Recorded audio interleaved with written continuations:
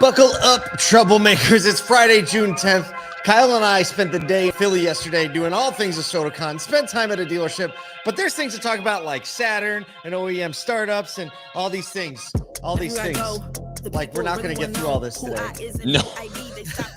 We started putting the show notes together. And first thing I said was like, there's no news out there. And then all of a sudden, like 10 minutes later, it was like, well, just sometimes, dropped in. like, look, it's easy to look at the surface level news. And, you know, sometimes you just need to figure that out. Today, I feel like there's like several layers of depth to what we're talking about that aren't things that are typically talked about or kind of like churned around. Like, let's get all these things in the conversation because it matters. We spent the day in Philly yesterday. Well, first, let's talk about all things used cars. Right after this live stream, if you're on it, and every Friday morning, we have a Clubhouse show called All Things Used Cars. It is the most insightful hour in used cars, hands down. There is always over 100 people involved in this conversation, which may sound chaotic if you're not familiar with how it works, but it's not. It's insanely amazing. There should be 1,000 people in this room. So David Long is going to lead the conversation on today's topic. Here's the topic. Ready? Is it time to return to a 30-day stock and a strict 60-day turn? Roll a grenade in the room and let's see what happens. But I'll tell you what. 30-day supply. I'm sorry, 30-day supply. Sorry. Yep. Yeah. No, good. So, yeah, we just want to make sure because we're going to forget to talk about that if I didn't mention it right now. What are we running? Yesterday, we went to Philly. Oh, to man. Scout ASOTUcon. I would get home last night. My wife, it was so nice to actually get home. Like the travel plans just worked out. Not right after for me. midnight. Gained an hour. Right. I was home. I was in my house before 10 o'clock on a day trip. It was beautiful. But I get home. My wife goes, "Are you just exhausted from today?" And the first thing I said was, "No." I can't because of the energy that was around today. Like I constantly felt lifted up by being in the spaces that we were being in, even just something as simple as the energy around the lady, I believe her name is Angela, that was showing us around the room block at the hotel casino where the majority of the room block is going to be. Even just her energy and hearing her excitement for it and us explaining what we were doing and her just kind of like catching that fire. And then to go to the event space and dream about like where everything's going to happen and then be in Sioka Subaru and meet, you know, general managers and lot attendants. We'll talk about them in a second. And everybody across that store. And then, you know, everybody coming in from Tom Dahl to other Subaru, to other Sioka dealerships, to industry partners. And it was just this, like, it was everything a day about automotive should have. And the future it was like of automotive. That's a great way to sum it up. If you go to our Instagram account at Automotive State of the Union on Instagram, the stories are still live from yesterday. They stay up for 24 hours. So go to our stories and you'll be able to see a lot of what happened yesterday, you know, including some conversations we had, hanging out with Tom Dahl, CEO of Subaru of America, and all the things.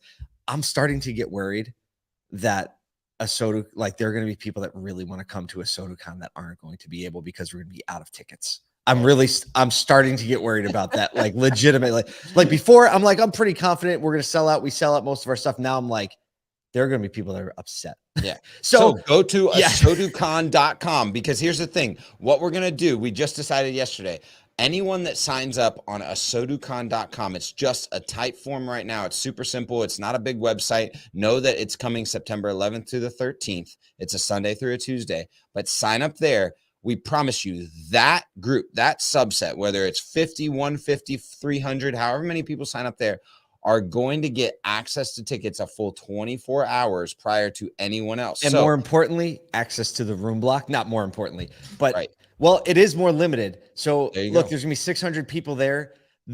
We have several hotels. The hotel we scoped yesterday is definitely, I would consider the premier hotel of the three. And they have 208 rooms there. And they gave us 196 of their 208 rooms. So we're basically buying out this entire hotel. But if you know 196 is less than 600. So you want to be in that hotel if you can possibly make it. Thank you, Sandy, for signing up the other day. I knew you'd be there. I knew it. I just knew it. Okay. We need to move or we're never, ever going to get through this. So yesterday, one of the most engaging things that happened, and we kept telling them this, probably one of the highlights of my day and probably yours as well, is that we had a conversation with 2 lot attendants at Sioka Subaru and talk about 2 young men who just got involved with retail automotive and have all the talent and all the enthusiasm and all the respect. One of them in the picture, if you just saw it, the Throw guy back up. on Throw it back up. It's Jeremy Tejeda and Chris Horsey. Yeah, so Jeremy, the guy in the lighter blue shirt, actually his dad has an independent shop, not a shop, sorry, an independent lot. And he was like, I want to be on the franchise side to learn that side of it because one day I want to own my own store. And so he's like, I got to learn this part of the business. And he said, I actually wanted to come in as a lot attendant because I realized that I needed to know every aspect of the dealership. Well, then 2 months later, you know what he does? Chris, the guy on the other side, he says, look, you got to come work for these guys. You got to see this thing, right? He was working for the gas company in Philadelphia. And listen, I can't explain enough. These 2 guys, we started talking Instagram and social media and then wanting to start a podcast. And they're like, we don't know what to talk about. We're like, oh my gosh, talk about being a lot attendant. Talk about the life as a lot attendant. Like you see and hear everything. And there are other lot attendants out there that need to hear this. And we were like, this is exactly why we have ASOTU, right? Yes. To wrap our arms. We were telling them about the event. They're going to get to be part of the welcome reception and the concert we're throwing. Cool. And so we started sharing info. We made them promise us they were going to start their podcast. So if you are listening today, which you may be, we're watching you and we expect episode 1 within a week. Boom. You said you were going to do it over and over, and we're holding you to it here. And if you do it, we'll feature it here. We'll have you on the show to talk to people. So that's that. That's that. So also, if you're not at the Sioka dealership, if you're not those 2 guys, we have an avenue for you to share with stories about people in your dealership that are lot attendants or technicians or salespeople or receptionists doing really cool things. ASOTU.com/positivity. And you can share charitable stuff, things about how you're doing recruiting, amazing things that people are doing outside of the dealership. We want to just pull that up into the industry and display it because there are so many cool things that our industry just does for the community. I wish I could tell you the story, maybe on Monday or Tuesday or someday, I'll tell you the story about my Uber ride because that was a whole other part of yesterday. We can't even get to that. All right, let's talk about some news. So in the news today, or at a press release, Porsche is partnering with a company called Uplabs or Up.Labs to fund several auto-related startups. This was announced at the Up Summit in Bentonville, Arkansas. So first of all, the Up Summit is an invite-only annual gathering in Bentonville. I'm like, Bentonville, right? That's where Walmart's headquartered. Yep. And 3 of the partners in Up, oh my gosh. So Up.Labs is, what's the other company? Up.Labs. It was established by Up Partners. Some of the partners of Up Partners are Tom and Stuart Walton from the Walton family that founded Walmart, and Ross Perot Jr. Go figure, of course. And I was like speaking of events that we don't get invited to, right? But either way, they created Up.Labs to partner with people who are committed to mobility, right? So it's moving products and people forward, and whether that's land, rail, space. And Porsche is collaborating, funding, seeding 6 startups. And after 3 years, Porsche will have the opportunity to acquire them. And they're working in areas like digital retail, supply chain transparency. Like this is a great way to pair talent and, retail automotive dollars, saying like, how are we going to solve the problems? And I just thought incredibly interesting. It's so smart because it's, I'm a big soccer fan, right? And in soccer, one of the things that is really native to that brand of sport is homegrown players, right? And basically what you do is you kind of find these players in like late elementary or early middle school, and you acquire the rights to them as a soccer team. And what you get is first right of refusal or first option for purchase when they come available to be actually like at the pro level. And what you do is you're also grooming them along the way, and you're crafting the narrative of like their player style, the way they fit into the organization and all that type of stuff. And this is very similar to that. It's like, hey, you're your own company, but we get to watch the product roadmap. We get to watch how it integrates within our company, and then decide first right of refusal, decide to, acquire that homegrown player or not. And it's a really smart play, because then your time on R&D is actually handed off to another company's P&L. Super smart. Yeah, that's a great way to put it. But look, here's the takeaway. Don't let the investment firms and the OEMs have all the fun. Right. We've seen so many dealers get in the space of innovation and technology and partnering with other building their own platforms, companies like VinQ and WebBuy and Streamline and ASOTU. Oh, right. Yes. So let's take this as a cue for this is the way the world works now, that we can actually speed innovation by partnering with other people and playing in spaces that are a little bit outside maybe the comfort zone of selling and servicing. Pick up the phone and call Steve Greenfield and get on the dealer fund if he's still got spaces. Let's do it. Let's do it. Okay, oh man, this is a fun one, because this one was actually submitted by a troublemaker, by one of the troublemaking community, a reader, Eric Trico, via LinkedIn. His name is linked up, so give him some love on LinkedIn. So in the show notes, so basically he said, I came across this and I thought it'd be interesting. So it's a throwback. It's an article from the Baltimore Sun from 1991. And it starts like this. It's about Saturn and this new concept. And it says, when Ed Springman lost his job as a pilot at Eastern Airlines, remember them? He decided to give automotive sales a try, but a brief experience at one Baltimore dealership had him rethinking his career choice. And then, oh man, I wish we had time to read this whole article. Oh my because it's so awesome. Read the thing. I know. I mean, we don't have time. I was literally going to read it. It's like that a friend told him about a new dealership that was opening in Baltimore that touted a different philosophy in car sales. Now he's a salesman at the new Saturn dealership in Glen Burnie, which opens today. Saturn promises that customers won't be subjected to high-pressure sales tactics or confusing pricing schemes. Services is important to sales, and the company says it's built a car that equals or tops foreign competitors. And it just goes, you have to read this article. We'll have to read it in the future. This is what's so interesting, right? It's like everybody knows what happened to Saturn, right? And if you don't, they got close. They gone.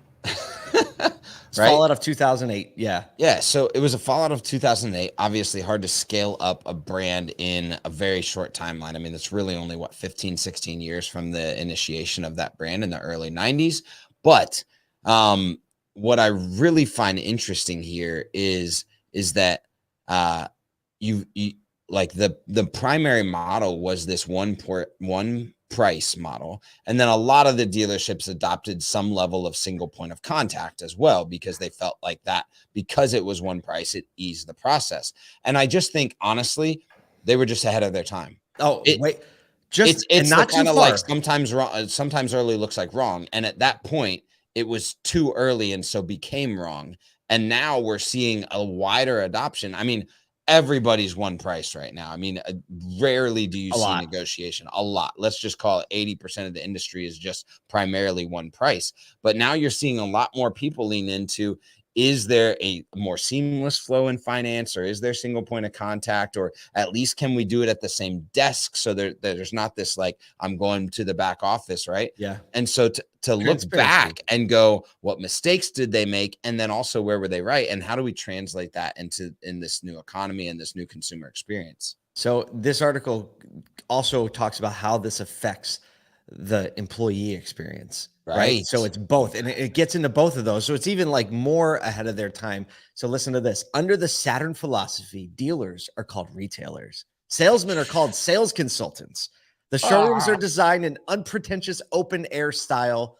The repair service is beside the showroom rather than behind it, and customers waiting for repairs are seated in a lounge in a corner of the showroom. And he says, it's no longer a concept that if the customer doesn't buy a car, that I've failed.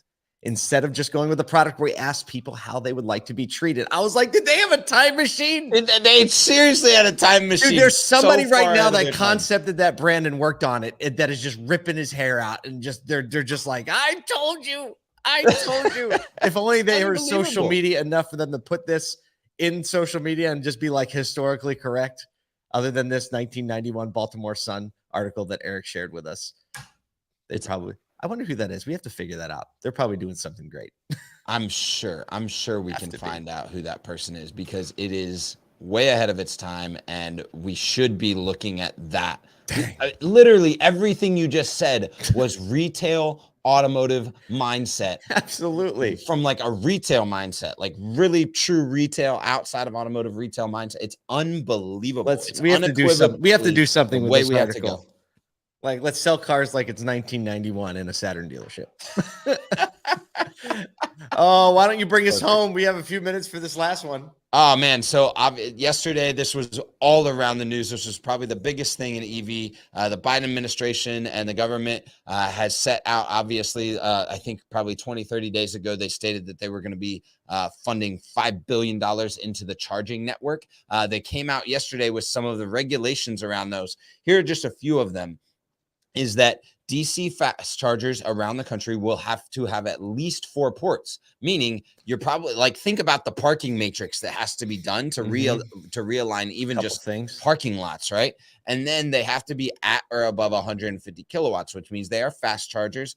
And then they are leaning into things like payment types, charging speed, and even pricing, regulating pricing on these charging machines on the price of electricity. So there's a lot of regulation that comes around this $5 billion. Now, here's what's interesting.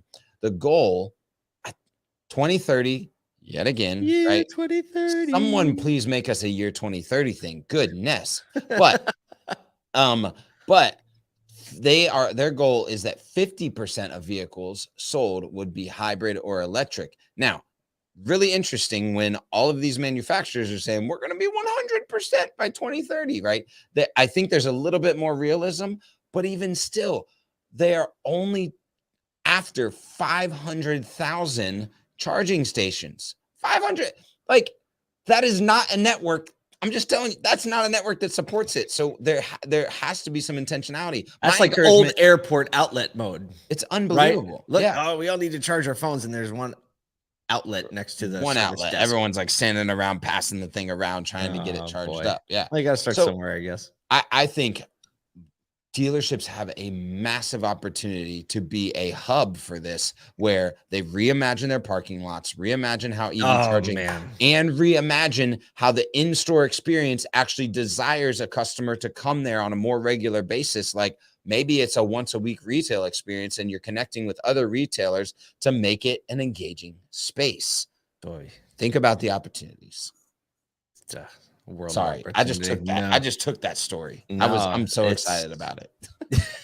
Well, it is a word though. You're excited about it, the opportunity. No, and obviously everybody's talking about it, right? When everyone's talking about it, you're like, opportunity, right? They're not going to do it well enough or enough.